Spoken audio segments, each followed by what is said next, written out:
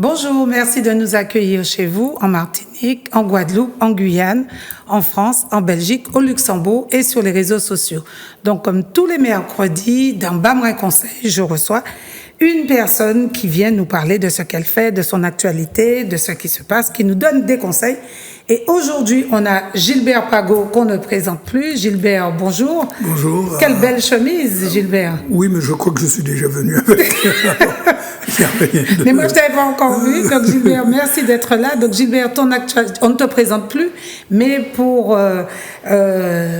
tu es historien. Rappelle-nous qui tu es pour ceux qui ne te connaisseraient pas. Mais je crois que je te dis, oui, je suis professeur d'histoire, je suis donc à la retraite, je m'occupe de beaucoup d'activités autour de l'histoire des Antilles, de la Martinique, et actuellement de Fort-de-France, ce que j'appelle Foyal, puisque on va fêter dans une dizaine de jours les 350 ans de la création de la ville de Fort-de-France. Alors moi, je trouve que c'est une date qui mérite quand même d'être célébrée, et c'est pour ça qu'on a organisé beaucoup de manifestations autour de ces 350 ans. 350 ans, c'est-à-dire après l'éruption de la montagne Pelée. Ah non, 350 ans, c'est longtemps avant. L'éruption de la montagne Pelée, c'est il y a à peine 118 ans. Mais oui, c'était en 1902. De 1902. C'était 1902. 117 ans. Non, oui. 350 ans, c'est en 1669. C'est-à-dire, il y avait à ce moment-là 33 ans que les Français s'étaient installés définitivement en Martinique. Mais attends, mais Fort-de-France n'existait pas, c'était pas Saint-Pierre. Ça s'appelait Fort-Royal. Mais c'était pas Saint-Pierre qui était la capitale. C'est Saint-Pierre au départ qui eut le début de la colonisation, et on crée 33 ans après la ville de Fort-Royal. Qui était un marécage et qui était... Tu as l'air de tout connaître, oui, c'était bien ça. C'était un immense marécage, mais l'intérêt, c'est qu'il se trouvait dans une baie très bien protégée avec un carénage. D'accord. Et donc c'est pour ça d'ailleurs qu'existe toujours le nom du quartier carénage, et que cette baie était bien protégée et qu'il y avait un canal, une pointe rocheuse sur laquelle on a pu installer un fort qu'on appelait le Fort Royal. Maintenant, il s'appelle le Fort Saint-Louis. D'accord. Alors Gilbert, moi je suis passionnée, j'adore quand tu es là parce que tous les Martiniquais ne connaissent pas l'histoire de leur pays et grâce à toi, tes anciens élèves, ils sont férus d'histoire, non? Ils ont tous fait prof d'histoire. J'en rencontre qui me disent qu'ils sont contents. Non, ils n'ont pas tous fait histoire. Non, mais pour beaucoup. J'aurais aimé qu'ils aient fait d'autres choses aussi. Il y en a quelques-uns. Il y en a quelques-uns. Qui sont très brillants historiens. J'en connais, je ne vais pas les nommer, mais je connais plusieurs qui sont agrégés, une qui est prof de BTS, qui est du Marigot, que je trouve extraordinaire comme prof. J'ai une autre qui est aussi chanteuse, elle a chanté Lumina Sophie. Mais voilà, c'était une grande historienne. J'ai encore une autre qui est prof de classe préparatoire en histoire. Oui, j'ai eu beaucoup. Tu n'as pas eu Sabine Andrivan aussi, oui, à l'université, oui. Ah, pratiquement toutes les générations qui ont 10 à 15 ans de moins que moi et qui sont passés à l'université, puisque j'enseignais à l'université, j'ai été leur prof, oui. D'accord. Bien, alors aujourd'hui, je te présente quelqu'un que tu ne connais pas. Que je connais maintenant. Que tu connais maintenant. Il s'appelle Armelle Hardy. Armelle, merci d'être là. Alors Armelle, toi, tu nous viens des fraîcheurs du Piton. Et tu viens nous parler de quelque chose de magnifique, de beau, de spécialement martiniquais, fait au feu de bois de la Martinique et au sel de Guérande. Ah, ça nous met l'eau à la bouche, ça. Alors, poisson fumé. Du poisson fumé. Armelle, qui es-tu? D'où viens-tu? Où vas-tu? Armelle, donc je suis fumeuse de poisson. Fumeuse? Non. Non, je fume du poisson, je fume du thon et du marlin depuis 4 ans maintenant en Martinique. Oui. C'est du poisson que j'achète aux pêcheurs locaux. Donc c'est pêché à la ligne au large de la Martinique. D'accord. Je le sale au sel de Guérande et je le fume à la bagasse de canne bio de chez Nesson, du Carbet. Du rhum, d'accord. Voilà, et au mahogany du Morne-Rouge. Mahogany. Le mahogany, c'est l'arbre? Oui. Pourquoi du mahogany? Alors en fait, je voulais fumer avec du bois local et je voulais pas importer mon bois comme beaucoup le font. D'accord. Donc j'ai recherché avec quoi on pouvait fumer localement et le mahogany fait partie des bois qu'on utilise assez souvent et dont on peut trouver de la sciure facilement. Puisque c'est utilisé pour les meubles et tout ça. Voilà, et que c'est un bois qui n'est pas traité, qui est brut, ce qui me permet de pouvoir l'utiliser pour fumer du poisson. D'accord. Et je voulais aussi de la bagasse de canne, et il y en a de la bio au Carbet, donc ça tombait bien. Parce que c'est là que je suis installée. Alors, comment on devient fumeuse de poisson? Alors, moi, je suis arrivée il y a 12 ans en Martinique, et il y a 7 ans, j'ai dû me reconvertir.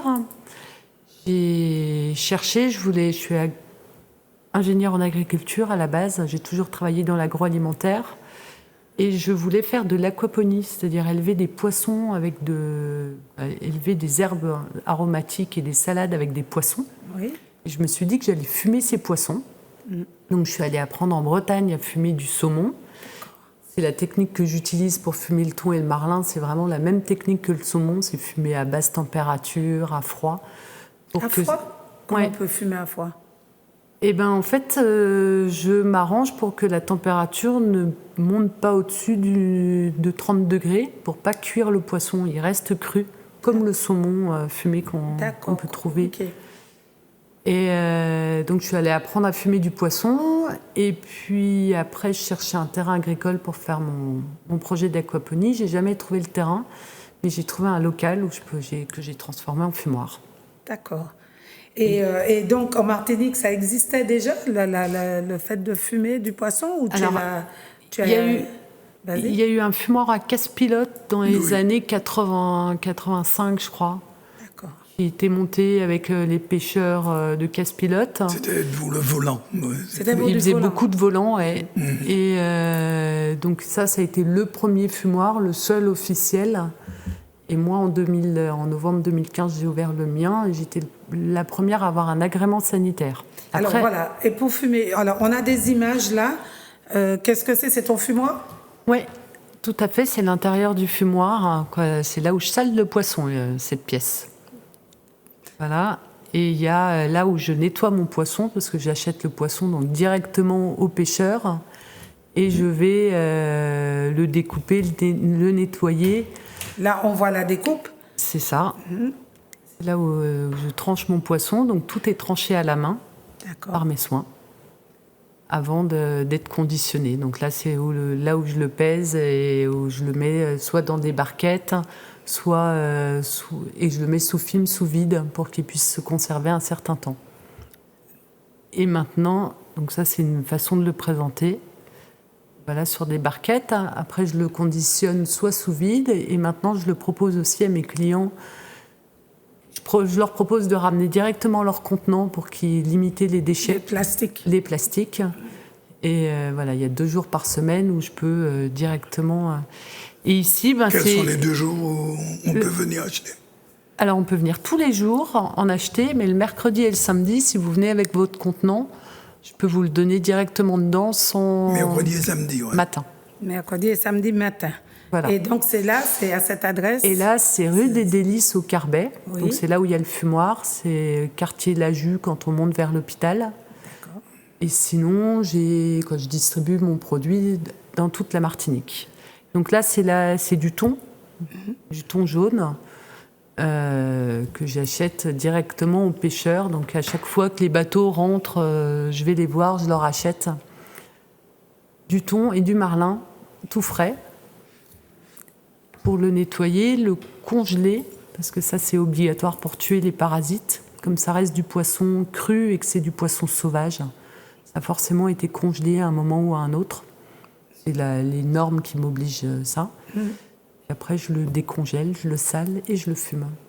D'accord. Et tu fumes combien de kilos de poisson par semaine, à peu près, entre le marlin, le thon?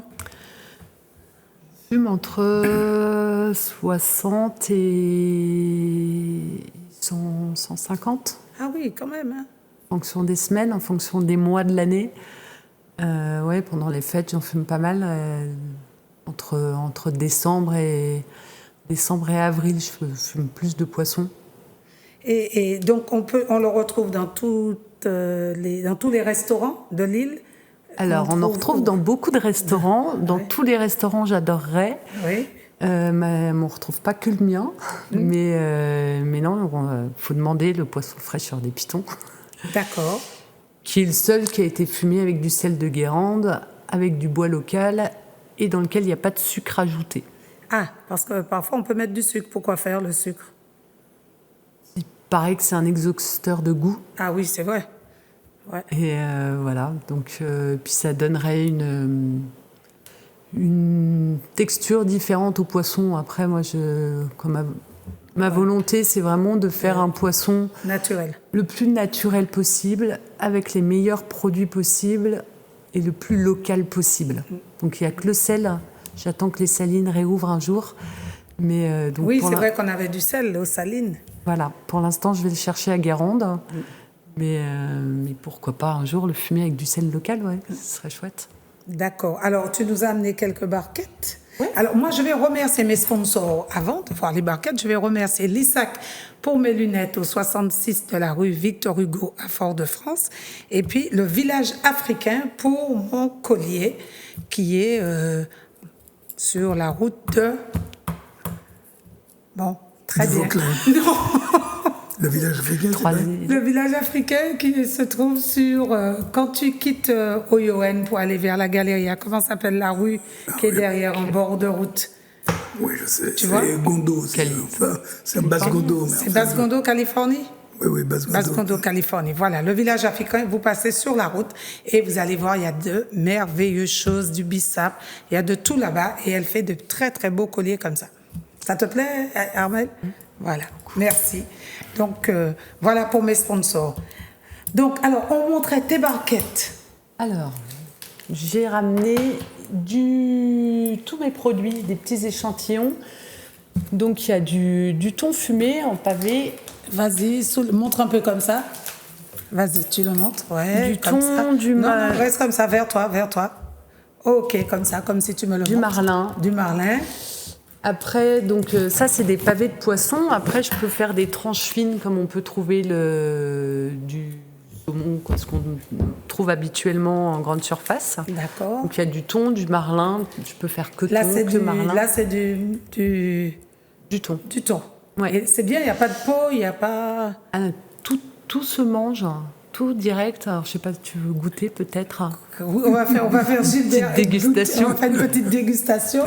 Et là... j'ai aussi ramené, je fais des préparations de rillettes et du souscaille de poisson fumé. Donc ça, c'est... donc les rillettes, c'est avec des cives, des piments végétariens, de la mayonnaise maison. D'accord. Et le souscaille, j'ai fait une recette en me disant qu'à la place de la morue, on pourrait mettre du poisson fumé local. Avec quoi alors? La couleur, c'est quoi? Du piment végétarien Alors, c'est avec des carottes. Il y aura bientôt une déclinaison avec des mangues, peut-être. D'accord. Et des carottes, des oignons, des piments végétariens. C'est légèrement pimenté. Bon, on va commencer par ça, Gilbert. On peut, oui. Par ça ou par le poisson? Qu'est-ce qui est mieux? Vas-y. Peut-être le poisson. Peut-être le poisson, on te suit. Ouais.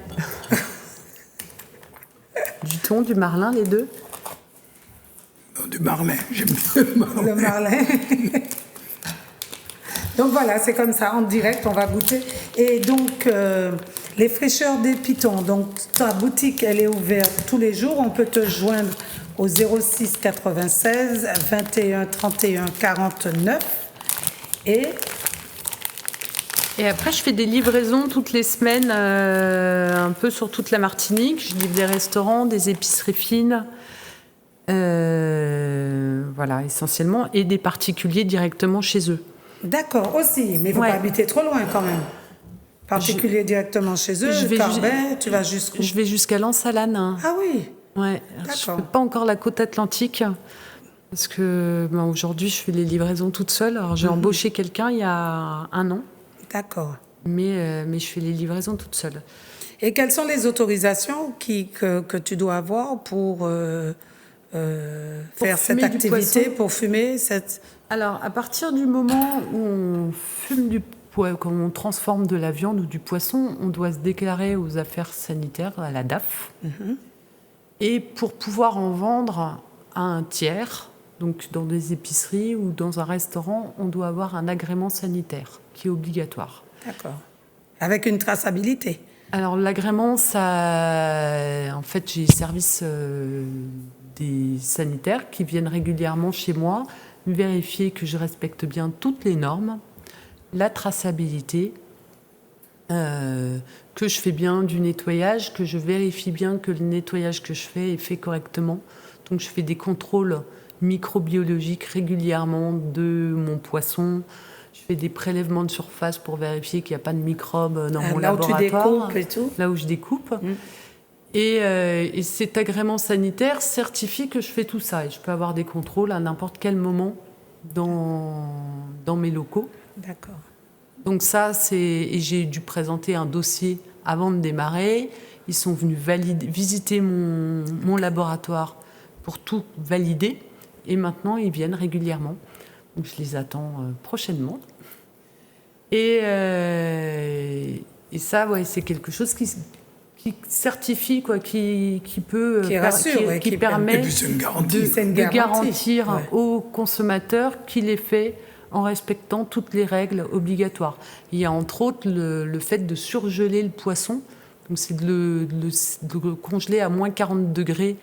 Et après, je le maintiens à moins 18 degrés pendant au moins 24 heures. Ça, c'est pour tuer les parasites. D'accord. Et en fait, il y a beaucoup de gens aujourd'hui qui fument du poisson sans agrément, mais qui zappent la partie congélation. C'est partie congélation qui permet en fait de garantir la qualité et qu'on va pas, on risque pas d'être malade en mangeant le poisson. Et puis les contrôles microbiologiques aussi qui sont faits régulièrement, qui valident la façon dont travaille le pêcheur et dont je travaille moi. D'accord. Parce que par exemple, l'autre bout de la chaîne, quoi. Je contrôle de l'histamine dans mon poisson. Si on retrouve de l'histamine dans le poisson, c'est en fait que ça dépend de comment le poisson a été tué et vidé. C'est quoi l'histamine ? C'est une substance qui se développe dans le sang en fonction de... Comment il a été tué ? Ouais.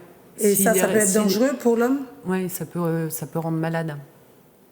Et on apprend des choses. En fonction de si on n'a pas respecté la chaîne du froid tout au long du moment où il a été pêché jusqu'à moi, et ça peut se développer. D'accord. Donc tous ces contrôles permettent de garantir que ça a été bien fait. Donc moi, je travaille qu'avec des pêcheurs qui sont connus, déclarés. Là, j'accepte pas du poisson... comme ça, de quelqu'un d'un banc qui serait tombé sur un banc. C'est ça. Et qui te ramène et après, il y a toute la traçabilité du début. Vous pouvez voir sur mes emballages, on peut voir le nom du pêcheur, par exemple. Ah. Donc sur chaque emballage, on voit où est-ce que ça a été pêché. Pêche à la ligne en Caraïbes et FAO 031 par Mioko. C'est ça. Mioko, c'est le nom du pêcheur. C'est ça. C'est le nom du bateau d'un pêcheur de Bellefontaine, ouais. D'accord. Salé au sel de Guérande naturel, récolté à la main, fumé le 23/09/2019 à la bagasse de canne et au mahogany. D'accord. Je triche un peu, il a été emballé aujourd'hui. Il a été fumé et par contre, la date donc il est bon pendant un mois. Et le 21/10/2019, ça c'est la DLC, et c'est qu'il a été fumé le 21. D'accord. Voilà. Ok, c'est bien. Mais on a toute la traçabilité, et moi, ça me permet, en fait, avec ça, j'ai un numéro de lot et je peux savoir quel jour je l'ai acheté, quand est-ce que je l'ai nettoyé, et je peux tout savoir. Tunus albacares, c'est le nom du thon ? Oui, c'est le nom scientifique du thon. Donc ça, c'est des mentions qui sont obligatoires aussi. C'est comme la FAO 031, c'est la zone de pêche qui va du Venezuela qui fait toute la Caraïbe. D'accord. Et c'est obligatoire de le mentionner comme le nom scientifique. C'est obligatoire de le mentionner sur tout emballage. D'accord. Alors, on va... Et tu mets du citron dessus ou sans citron ? Avec ou sans ? Les deux. Je vais découper un petit bout. Mais si je comprends bien, Guylaine n'a pas l'air de vouloir en prendre. Mais si, je vais... Si. Si, je vais goûter.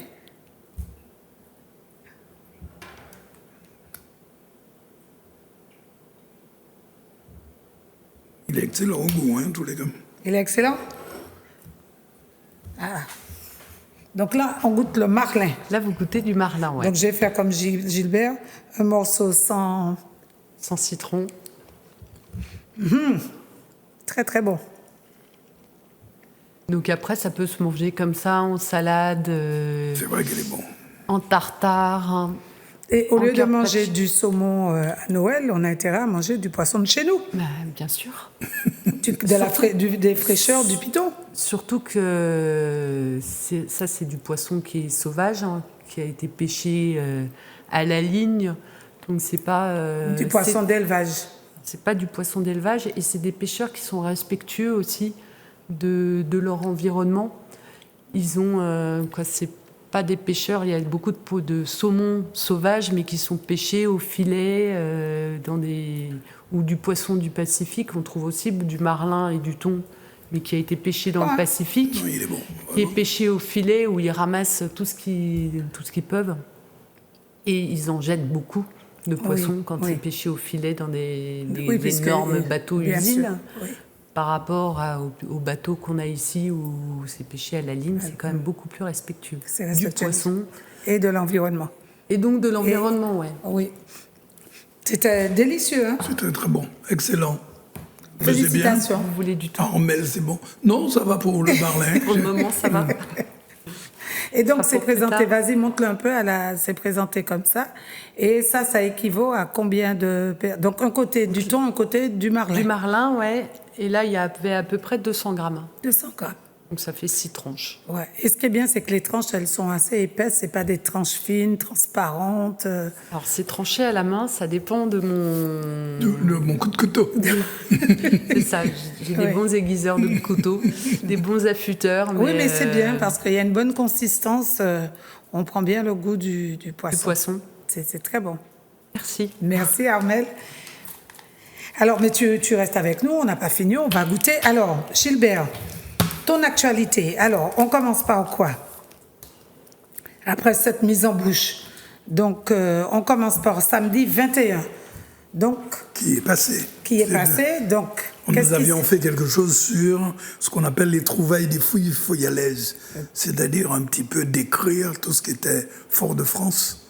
D'abord avant sa création, puisqu'il y avait quand même les Amérindiens qui étaient là, dans les sites où ils se sont placés, comme par exemple à Tivoli ou bien au bord de la rivière Monsieur, où ils ont chassé d'ailleurs les Hollandais en 1654. Et puis après, nous sommes arrivés aux fouilles même qui ont été faites pour pouvoir, comment dirais-je, faire de Fort-de-France une espèce de polder, chasser toute l'eau qu'il y avait, puisque c'était une immense mangrove. Hein. Fort-de-France, c'est-à-dire là où se trouve aujourd'hui le centre-ville et là où se trouve le quartier des Terres-Villes, c'était une mangrove et en même temps une plaine alluviale, une petite plaine alluviale, puisque les deux rivières, la rivière Monsieur et la rivière Madame, ils mettaient tous leurs débris, si on peut dire. Donc, c'est incroyable de penser que c'était une mangrove quand tu vois tout ce qui a été construit. Jusqu'à maintenant, par exemple, ces jours-ci, on est en train de faire des fouilles dans la rue de la Liberté pour refaire le canal. Oui. Si vous voyez... l'eau est tout de suite. L'eau est là, et c'est de l'eau salée. C'est-à-dire que c'est bien la mer, hein, c'est pas de l'eau comme ça, c'est de l'eau salée. Le sol, c'est l'eau de mer. Oui, donc on est vraiment au niveau de la mer, là. Et d'ailleurs, ce qui rend les travaux difficiles. Hein, on prend du temps pour faire... ceux et celles qui ont le temps, ils n'ont qu'à aller du côté de la savane voir les travaux là, qui sont en train de se faire. C'est extraordinaire. Lorsqu'on a construit le nouveau palais de justice, alors notre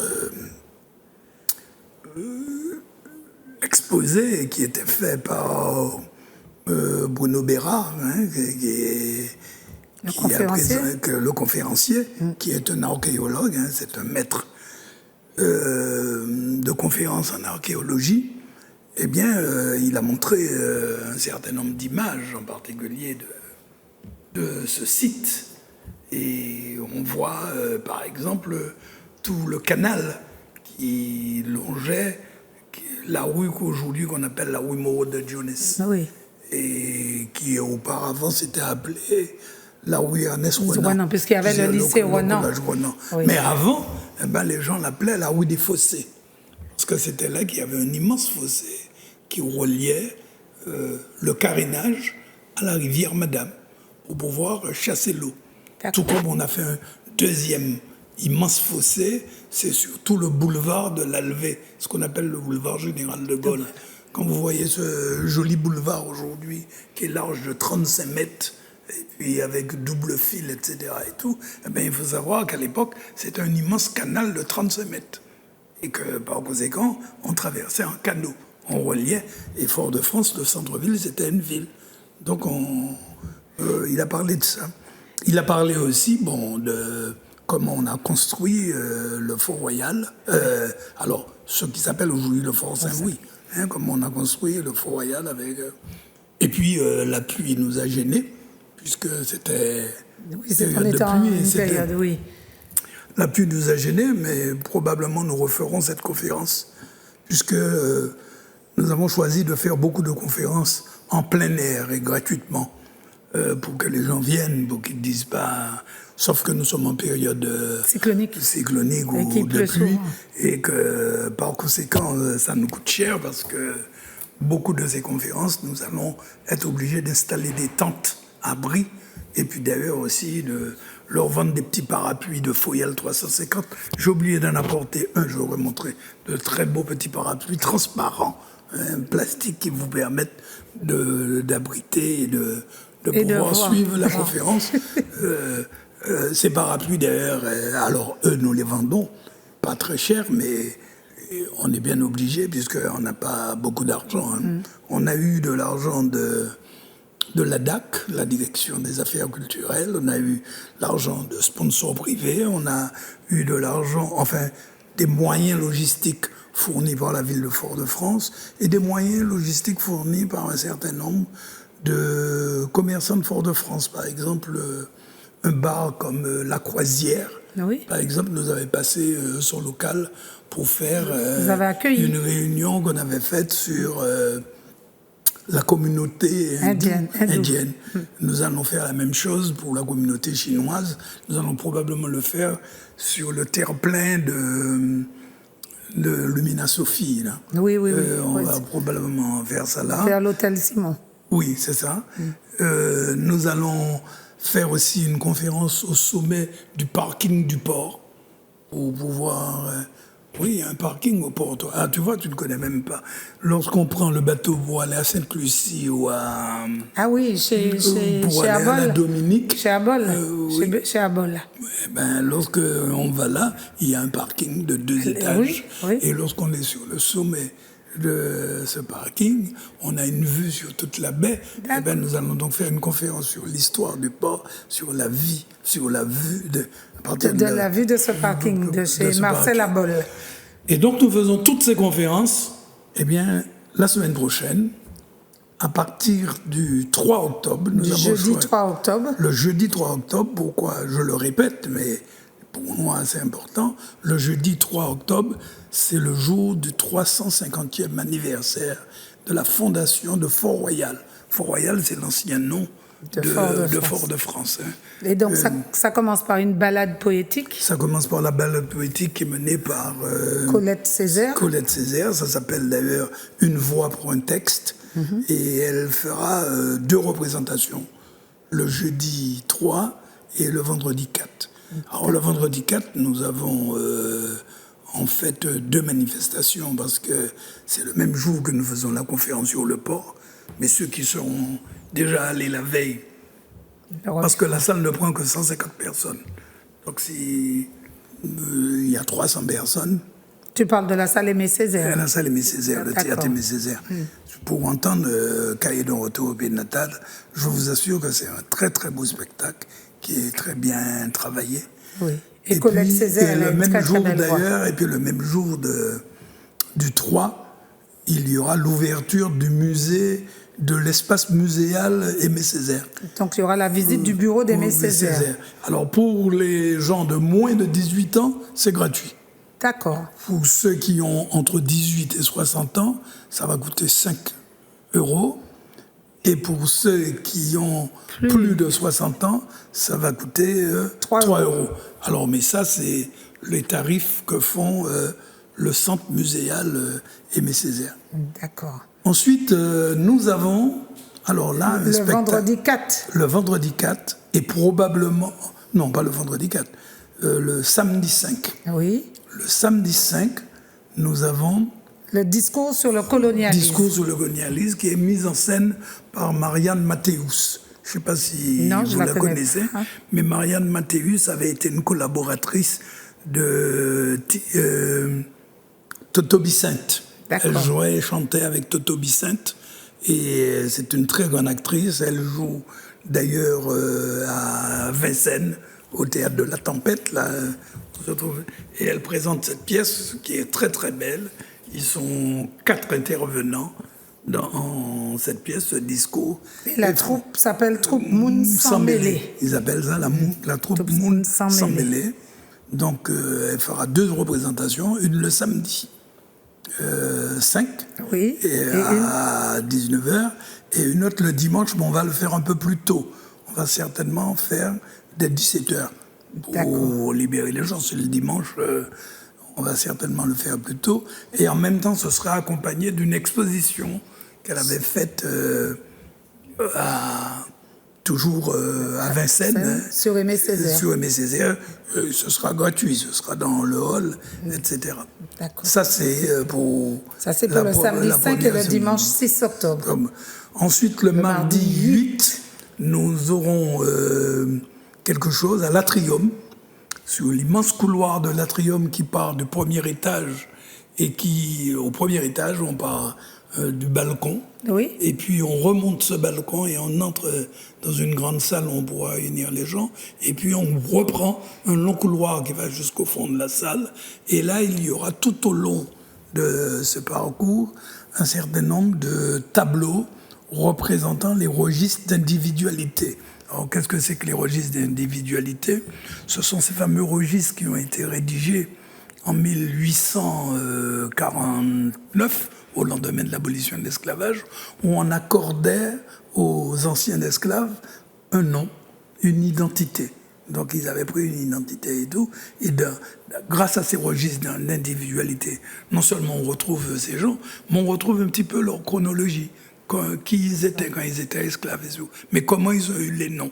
Alors ça, on l'a fait. Alors, la MARISFA, ça veut dire Association martiniquaise de recherche de l'identité des familles. AMARISFA. Et bien, la MARISFA l'a fait sur toutes les communes et l'a fait sur Fort-de-France. Et donc, nous demandons aux gens de venir. D'ailleurs, ce serait très bien de les inviter un jour ici. Oui, j'ai marqué le nom. Monsieur Alex Bourdon et monsieur Yves Henry, ce sont eux qui travaillent avec nous sur ça. Oui. Et nous allons présenter ça. Alors, mon grand-père qui est mort à plus de 100 ans et qui a toujours habité Fort-de-France, on va peut-être retrouver son nom. Oui, s'il a été esclave et s'il a été libéré à ce moment-là, vous allez probablement retrouver son nom. Oui, c'est ça. D'ailleurs, l'intérêt, c'est qu'on fera des ateliers. Ce jour-là, les gens viendront, ils vont voir les registres, ils vont se battre, ils vont essayer de connaître. On sait qu'il y aura du monde et c'est pour ça qu'on a mis ça un mardi soir. Mais il l'avait déjà fait, une telle exposition, il l'avait faite avec les gens de Trinité. Il l'avait faite à Trinité au mois de mai dernier. Il avait déjà réalisé cela en partie avec le CERMAC, mais nous continuons cela. D'accord. Ensuite... le mercredi 9 octobre. Oui. C'est le concert de musique classique et religieuse. Alors, le mercredi 9 octobre, nous faisons une grande manifestation gratuite. Alors, j'ai oublié de dire que les 2 pièces de théâtre, elles sont à 25 €. Hein. Oui. Mais là, c'est parce qu'il faut payer les artistes énormément et que cet argent... qui ne couvre pas d'ailleurs les frais, hein, parce que par exemple nous payons 5 billets d'avion et nous payons une semaine d'hôtel pour les artistes qui viennent. Hein. Je ne sais pas si vous imaginez ce que ça veut dire. Hein, ça coûte suffisamment cher, mais nous faisons ce concert de musique religieuse gratuitement, mais il faudra payer l'orchestre. Alors, c'est Roselyne Cyril, vous savez, Oui, très grande voix, oui. une très belle voix Oui. aussi, et qui est accompagnée d'un groupe de musiciens et de musiciennes. Et c'est un concert de musique classique et de musique religieuse. C'est gratuit. Bon, alors, comme nous allons faire... Et c'est à la cathédrale de Fort-de-France. C'est à la cathédrale de Fort-de-France. À 19h. À 19h. Et là, il y a de la place. Hein. Oui. Et puis, c'est une salle qui est très bien sonorisée. C'est pas la première fois que des concerts se tiennent dans la cathédrale de Fort-de-France. Vous savez, ils ont une orgue, ils ont des, il y a une très belle acoustique. Il y a une très belle acoustique et ça va être... Alors, c'est gratuit. Bien entendu, nous allons peut-être faire une petite quête à la sortie de l'église pour ceux qui voudront venir. Alors, je dis bien, on n'est pas obligé de donner l'argent, donc venez quand même. Mais venez avec des billes, pas de pièces. On ne veut pas entendre de pièces tomber dans le panier. Nous acceptons les pièces aussi. Nous acceptons tout. Un prêtre qui avait dit ça, je ne veux pas entendre de pièces tomber dans le panier. Non. Mais on accepte les pièces. On achète les chèques, on accepte les billets. Et puis, ceux qui ne donnent rien, ben, on les accepte aussi. Mais faites un geste, quoi. Mais on aurait aimé qu'ils fassent un geste parce que tout ça nous coûte très cher. Ensuite... le jeudi 10 octobre. Alors, le jeudi 10 octobre, nous voulons montrer que Fort-de-France n'a pas été construit que par des hommes. Que Fort-de-France, c'est aussi les femmes. Et il y a une femme extraordinaire qui a vécu à la Martinique, dont on n'a pas beaucoup parlé, qui est une grande romancière et une journaliste, qui s'appelle Claude Carbet. Et nous allons présenter cette femme en particulier à travers sa carrière, mais à travers son comportement anticonformiste, puisqu'elle fait une conférence en 1931 à la Martinique, et la conférence, elle l'intitule pour l'émancipation des femmes et pour le droit de vote des femmes. Donc c'est une pionnière. Elle se bat pour ça, et elle annonce qu'elle est franc-maçonne. Donc ça aussi, c'est quand même quelque chose qui choque les gens, qui frappe. Elle annonce qu'elle est franc-maçonne. Elle annonce ensuite que la loge dans laquelle elle participe s'appelle la loge L'Émancipation féminine. Et puis elle annonce surtout dans cette conférence que finalement elle se sépare de son mari parce qu'elle est homosexuelle. Alors là, elle a choqué la totale. C'était le clou.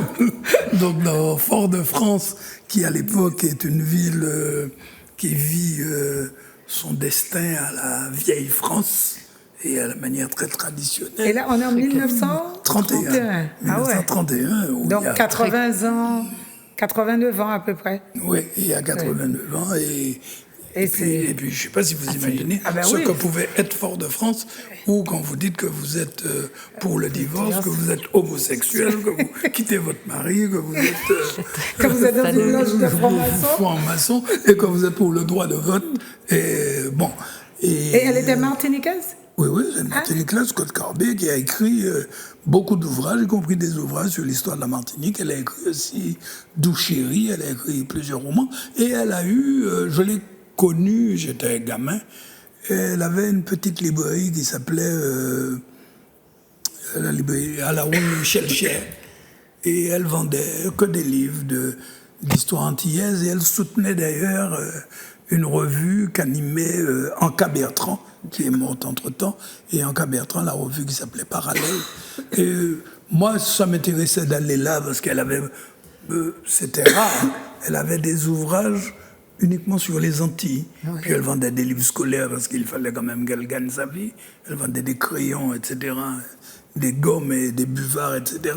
Mais ce qui se passait de temps en temps, surtout aux périodes où il était ici à la Martinique, on voyait tous les matins le maire de Fort-de-France quitter la mairie et aller à pied dans cette librairie, causer avec elle pendant 1 ou 2 heures. Il s'agit d'Aimé Césaire. C'était une amie d'Aimé Césaire. Et en plus, cette femme aussi se battait pour une architecture nouvelle. Elle était la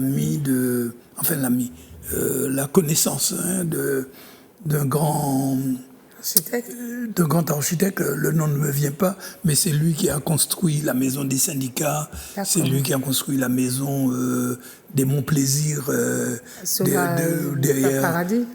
Non, derrière Ah oui, la rue RCI, près de RCI, là on se trouve RCI. C'est elle qui a construit aussi l'immeuble qu'on est en train de refaire sur le boulevard Général de Gaulle, l'immeuble Deleuze. Oui. Et c'est lui qui a construit la maison de Claude Garbet à Balata, qui a été défaite, mais elle avait fait une maison que j'avais visitée à l'époque, où, pour avoir une grande vue sur la baie, eh bien, elle avait installé son salon et sa salle à manger à l'étage. Et la chambre et où on avait une vue sur la baie. Tout tourné sur la baie, etc. C'est très bien fait. Une avant-gardiste. Et alors, cette conférence est faite par Georges Arnaud. D'accord. Avec des passages de texte, il y aura certainement des artistes qui vont lire des extraits du discours. Donc là, ce sera au Yacht Club. Au Yacht Club. Alors, le Yacht Club à 18 fait heures. partie des gens qui nous soutiennent et qui nous passent sa salle. Et il faut amener des sièges parce qu'il y aura beaucoup de gens. Oui, s'il n'y a pas suffisamment de sièges, et puis les gens pourront garer dans le parking de la Savane, parce que le soir, il est gratuit. Donc, ils peuvent se mettre sur le parking de la Savane et ils ont 100 mètres à faire. Donc, le vendredi 11 octobre, histoire de notre communauté chinoise. Alors là aussi, nous allons faire ça en plein air. Et ce qui va être fait en plein air, c'est... Là, j'ai fait appel aux Chinois qui sont arrivés au 19e siècle. Les premiers Chinois qui sont arrivés ici. Avec les Ouyuan Non, les Ouyuan sont arrivés après. Ah oui? Ils sont arrivés après ce qu'on appelle le Kuomintang. D'ailleurs, c'est pour fêter le centenaire du Kuomintang. Le Kuomintang, c'était quoi? Alors, c'est le parti... Non, c'est un parti nationaliste chinois qui s'est créé après ce qu'on a appelé la partition de la Chine. Il y a d'ailleurs une très belle caricature de l'époque qui montre toutes les puissances européennes, les Allemands, les Français, les Anglais, etc., en train de se partager le gâteau chinois. Comme ils se sont partagés l'Afrique, comme ils se sont partagés... c'est ça. Mais les Chinois se révoltent et il y a Sun Yat-sen qui crée ce fameux parti, le parti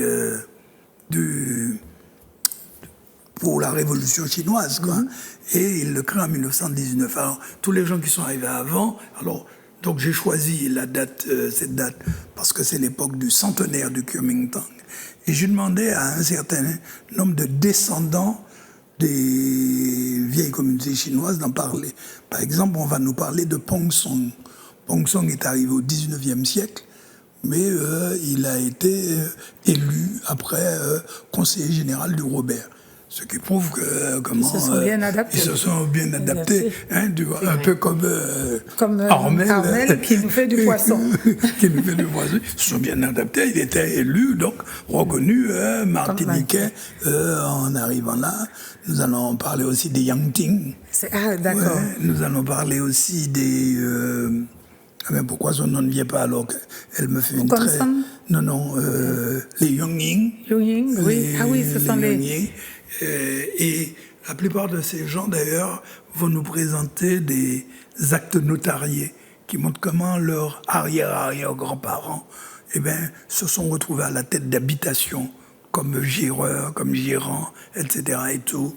Par exemple, à Bois-Rouge, ou bien dans beaucoup de quartiers. Et pourquoi ils se retrouvaient en tant que géreurs ou... Pourquoi? Parce qu'une grande partie de ces gens qui arrivaient et qui avaient fui la Chine n'étaient pas en même temps des illettrés. Ils avaient des moyens de venir et puis...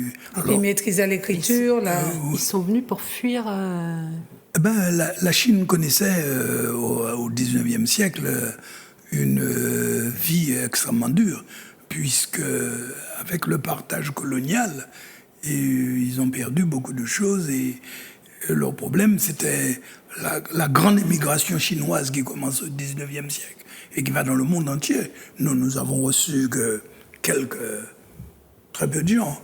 Les Guyanais ont déjà reçu beaucoup plus que nous, etc. et tout. Mais vous savez que, par exemple, tout l'ouest des États-Unis, par exemple San Francisco, si vous avez ce qu'on appelle les Chinatown, les villes chinoises, etc. et tout. Donc, il y en a qui sont arrivés aussi. Alors, il y a eu Alors, tant la Chine que l'Inde, il y avait des castes. Tout le monde n'était pas lettré. Il y avait aussi qui étaient on les appelait les coulis.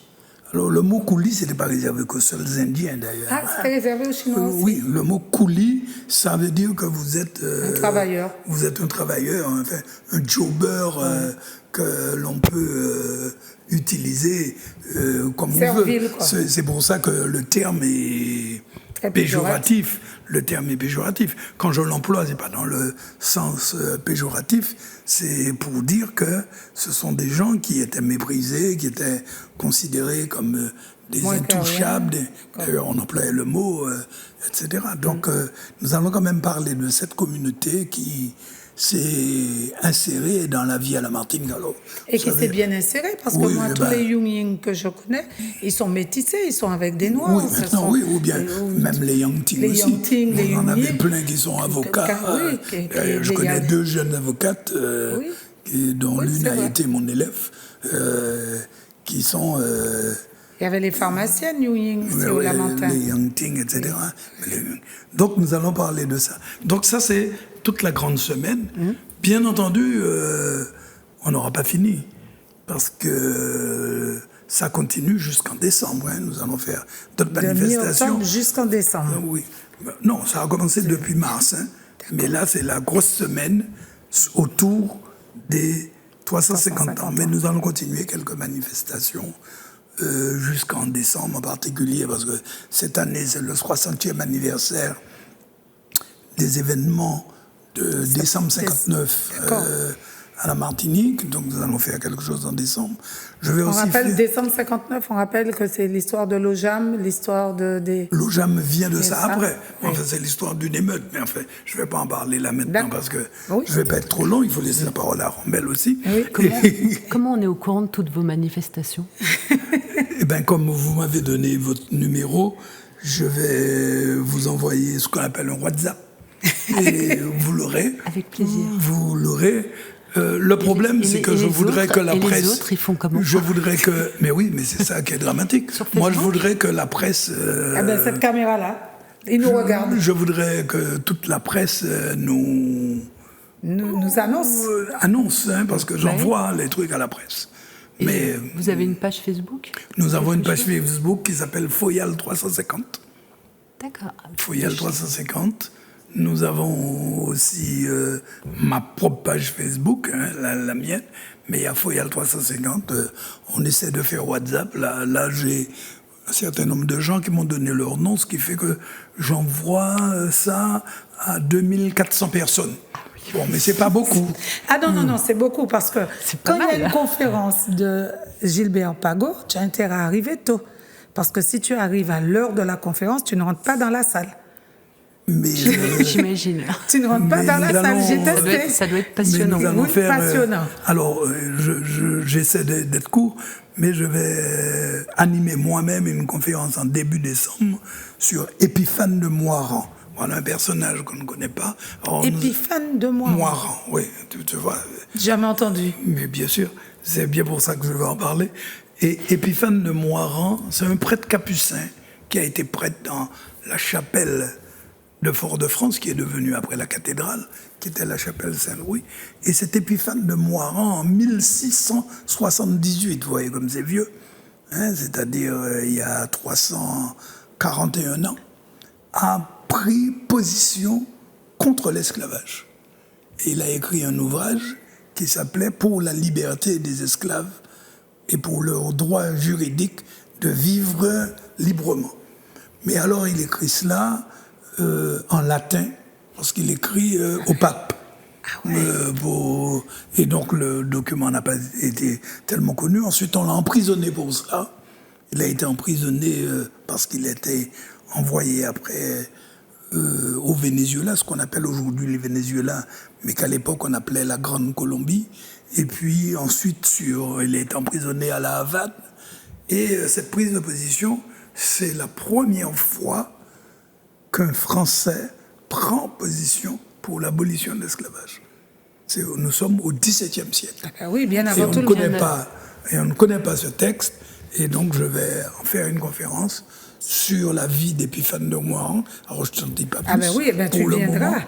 Et sur le texte qu'il a écrit sur cela, qui me paraît important, parce que... donc, vous voyez, dans Fort-de-France, il s'est passé beaucoup de choses. Ah oui, C'est un texte qui a été édité Oui, il a été édité par la Société d'Histoire de la Martinique. Bon, mais là aussi, il est, si vous voulez... c'est une très bonne chose qu'il ait été édité, mais il est entre spécialistes, quoi. C'est les spécialistes qui connaissent. Non, il a traduit. D'accord. Non, on l'a traduit quand même. On l'a traduit. J'ai bien fait des études de latin, mais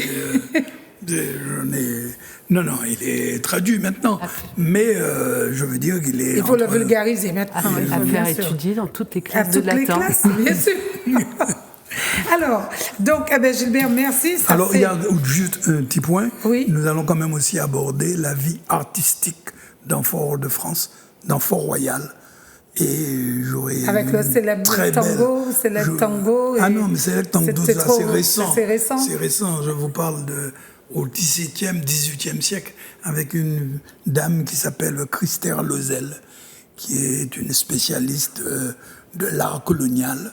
Et nous allons faire ça dans la rue avec un atelier qui s'appelle l'atelier 49, ou bien le groupe 9, ou bien la société qui s'appelle 16 mètres carrés, et puis avec des restaurateurs que je vais solliciter, qui sont le Vieux Foyal, ou bien Djoldou. Vous comprenez ce que ça veut dire, Djoldou? Avoir la bouche sucrée. La bouche sucrée. Avoir Djoldou. Et il faudra que tu te rapproches de ces gens-là pour proposer du marlin et du truc de chez nous. Bon, et donc nous allons faire ça aussi dans la rue. Là aussi, il me faudra des tentes, mais ça va être intéressant. Et puis enfin, dernier point, chaque fois que je dis dernier point, nous allons faire une balade guidée le soir à cheval dans Fort-de-France pendant 4 samedis. À cheval. Nous, on sera à cheval ou bien il y aura une charrette? On sera dans des charrettes. Ah, dans des charrettes. Mais comme il n'y a pas assez de place dans les charrettes, je vais certainement prendre aussi des petites voitures ouvertes qui permettent de voir. Et puis aussi des vélos pour ceux qui voudront faire. Soit c'est chouette. Un vélo pour passer le soir dans un certain nombre de lieux que j'appelle les lieux incroyables de Foyal, pour redécouvrir des choses qu'on ne connaît pas, comme la Villa Saint-Cyr, ou bien comme la statue de Mako, qui est vers le bord de mer. Oui. Le bord de mer. Ou bien connaître aussi le premier centre d'opération chirurgicale qui existait dans la France et qui a donc été mis en place ce qu'on appelle aujourd'hui le parc Aimé Césaire, c'est-à-dire le parc Gallieni. Oui. Et pourquoi? Parce qu'il servait à opérer les soldats français qui étaient allés se battre dans la guerre du Mexique en 1856 et qui auparavant s'étaient battus au moment de la guerre d'indépendance des États-Unis en 1783. Et là où les gars faisaient du raccommodage de membres cassés, etc., c'est-à-dire les premières opérations chirurgicales telles qu'elles pouvaient exister et que beaucoup de gens ne connaissaient pas, mais on a fait ça chez nous. La base arrière du Mexique, c'était la base arrière du Mexique et de la guerre d'indépendance des États-Unis. On ne dit jamais ça dans les livres d'histoire. On dit que Lafayette est allé aux États-Unis. On ne dit pas que, en fait, la flotte française qui prenait 3 semaines pour voyager avait besoin d'un point et son point de départ, c'était le Fort-Royal qui permettait d'aller et de revenir. Et c'était ça la base arrière, ici. Voilà, on va donc parler de ça aussi. C'est passionnant. Voilà. Merci de m'avoir invité aujourd'hui. Merci. Gilbert, merci beaucoup. Donc, tout au long de ces semaines, tu reviendras. Une piqûre de soit rappel, moi, soit d'autres personnes, pas forcément. Puisque... Mais je pense que ce serait bien d'inviter M. Bourdon, que ce serait bien d'entendre Marianne Mathéus ou Colette Césaire. Tu me donnes. J'ai reçu Colette Césaire il y a très longtemps, c'est avec plaisir que je la recevrai. Et puis Caroline Ventura, qui est celle qui chapeaute tout ça. Oui, c'est ça, c'est elle l'organisatrice. La chef de projet. D'accord. Alors, on goûte quoi là pour nous mettre... Oh, le souskai. Tu veux quoi? Du souskai? Souskai, moi, le souskai, ça me tente. Ça te tente bien? Ça me tente bien. Eh bien, ouvrons le souskai. Sur un petit toast. Un petit toast. Alors, on rappelle que Armel Hardy, donc la fraîcheur des pitons, c'est un fumoir artisanal au carbet. Et donc du poisson séché en Caraïbes, salé au sel de Guérande, fumé à la bagasse de canne et au mahogany. Ton téléphone 06 96 20 31 49 et la boutique du fumoir est ouverte les mardis, mercredis, jeudis, vendredis, samedis de 10h à midi et les mardis, jeudis et vendredis 14h, 16h et livraison possible toutes les semaines sur commande ou sur Facebook. Sur commande au 06 96 20 41 49 ou sur Facebook, la page c'est les fraîcheurs des pitons. D'accord. Mais ça s'affiche. Et la là, rue des Délices. Tes numéros de téléphone s'affichent? Non. Ah, les gens dommage. prennent le bic, papier, crayon. Rue des Délices, quartier Laju au Carbet, sur la route du Morne-Vert, en partant du bourg du Carbet. Je redonne le numéro, mais si vous pouvez appeler, la petite fiche sera là. Donc, si vous n'avez pas trouvé papier, crayon, Swan ou Manuela ou Guylaine vous fera un plaisir de vous rappeler le numéro 06 96 21, pardon, 06 96 20 31 49. Alors moi, ça m'a goûté ça. Miam, miam. Oui.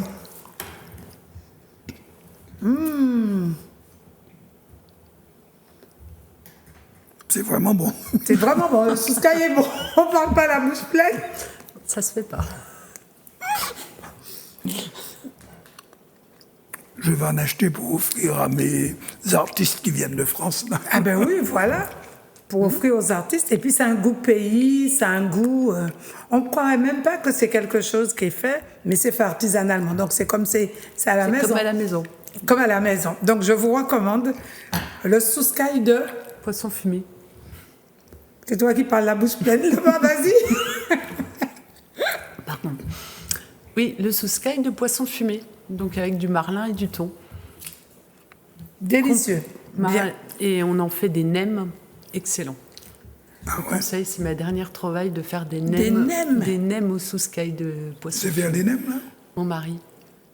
Mais c'est génial, ça. Mais je vais t'appeler parce que tu vas m'en faire pour mes Chinois, là.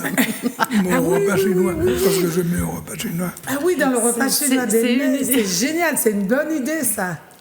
Des nems de poisson fumé, les acras avec les rillettes aussi, c'est super bon comme base. Bon, eh ben voilà. Voilà. Et le poisson fumé comme ça. dans Et toute du poisson occasion. fumé, donc de la Martinique. Eh ben, je remercie mes sponsors. Je vais remettre mes lunettes. Une de tes Une 17 de mes... paires. L'ISAC 66 rue Victor Hugo à Fort-de-France, la boutique Le Village Africain sur la route Chaque fois, elle oublie. le Le Basse-Gondo. Basse-Gondo. Et puis, donc, on remercie Armel Hardy pour le poisson fumé, le thon et le marlin. Et le souskai. Et le souskai. Souskai, il est très bon. Le souskai est très bon. Et puis, Gilbert Pagot, merci mille fois pour... c'est toujours un plaisir de t'avoir, de t'entendre, de t'écouter. Hein? Même Armel qui t'a découverte, maintenant, ça y est, elle est aficionado. Je vais être là à toutes les Elle conférences. va être là à toutes les conférences. Donc, si vous avez pris cette émission en cours et que vous n'avez pas goûté le marlin et le poisson fumé, n'hésitez pas à aller voir Armel Armel, donne ton adresse. Donc c'est rue des Délices au Carbet. Voilà. Où on y trouve mon fumoir. Qui est ouvert maintenant tous les jours. Tous les jours. Voilà. Et de cette Tous émission... les jours, pas le dimanche. Non, sauf le dimanche, ça oui, c'est quand pour même, moi. ouais. Non, non, quand tu dis Pour tous la les famille. jours... Donc l'émission, elle sera rediffusée vendredi matin, 9h, 10h. Et puis moi, je vous dis à vendredi après-midi. Armel, merci beaucoup pour ce délicieux poisson. On va bien se régaler. Merci Gilbert pour cette page d'histoire. Non, non, mais je suis bien content d'avoir fait la rencontre d'Armel parce que pour moi, c'est une belle rencontre et puis je trouvais que l'émission était intéressante. Ouais. Merci. Donc, merci à Swan qui m'a aidé à réaliser cette émission. Merci Swan, notre stagiaire, que j'oublie toujours son nom. Aujourd'hui, je l'ai. Merci à François, merci à Yannick, merci à Manuela. Et puis moi, je vous dis à vendredi. Bye bye. Oh my God.